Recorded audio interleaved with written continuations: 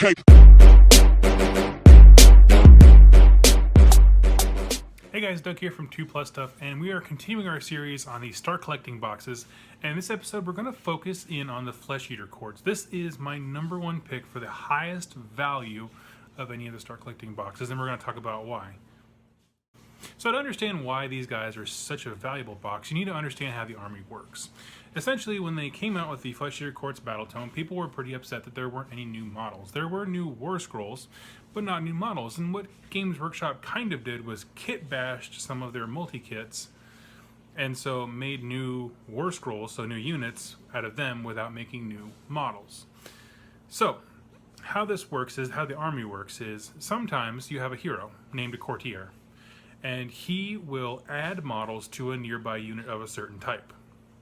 So if you have, say, the Crypt Ghast Courtier, he will add models to a unit of Crypt Ghouls. Every turn you roll a die, or a series of dice, and then based on what the War Scroll says, you add models to a nearby unit of that type. This is important because all of these courtiers, these heroes, are just variations on basic troop models that you get from the starter box. So what this does is it increases the value.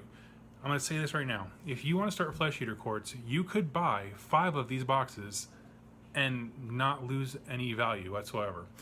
You can have up to 40 to 50 Crypt Ghouls in one huge uber blob, and then a bunch of Crypt Ghast Courtiers to support them and keep that attrition train going. They just keep remaking models. It's also important to note that in matched play, you are not charged reserve points for adding models to a unit. You are charged for new units. So all of these things are happening absolutely free. Likewise with the Crypt Ghast Courtier, adding models to the Crypt Ghouls, the Crypt Horrors, Crypt Flayers, and also have a Courtier that does the same thing for each one of those. The point is, all of these units you can just keep adding dudes to. And since they're just variations on the models that come in the Start Collecting box, you can just keep buying the Start Collecting box and getting more and more. This doesn't even touch on the fact that the big model in the kit is the Zombie Dragon / Terrorgeist with the Arbor Ghoul King. Now, if you're buying multiples, you can have each one of those beasts. You can have 2 Arborants on foot. You can have variations of him riding the beast. You can do all kinds of stuff. It really is a super high option kit and a great start to the army.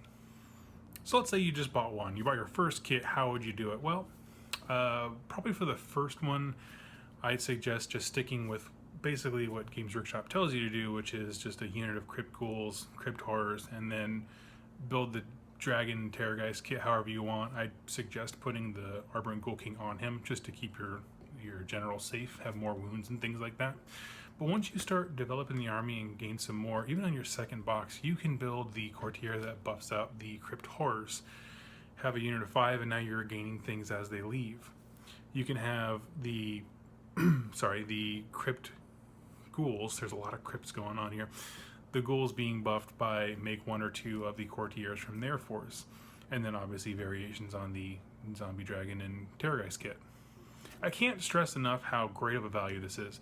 The core pieces of this army are all multi-part kits that come in this box. Like I said, unlike the Sylvaneth box where you're going to want to buy 2 and then really focus on the woods, like buying the Sylvaneth woods to buff the army, everything that comes in this box is self-synergizing based on how you build the individual models.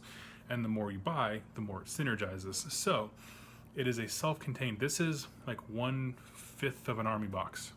If you buy multiples, that value simply increases. Really, the only model that doesn't come in this kit that you're going to want eventually is the Vargulf, which is its own beast because it's expensive and fine cast and things like that. So don't worry about that one too much. The point is, like I said, great value. Start there. Start with your first one with exactly what Games Workshop tells you, and then go out there. Really, the point of this army is the spice of life is variety. Build a bunch of courtiers, build a bunch of the different variations of models, have them work and synergize with one another, and go forth from there.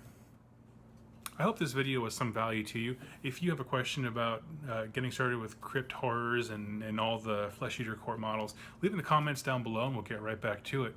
If you want to support the channel, the best way you can do that is clicking in the show notes down below, heading to our store, and getting yourself an amazing game mat set in the realm of death. which is perfectly fitting for this army. This way, you get yourself and your gaming group an awesome gaming mat, and you support us by getting a new camera and light set and all this cool stuff. Thank you so much for watching, and happy wargaming.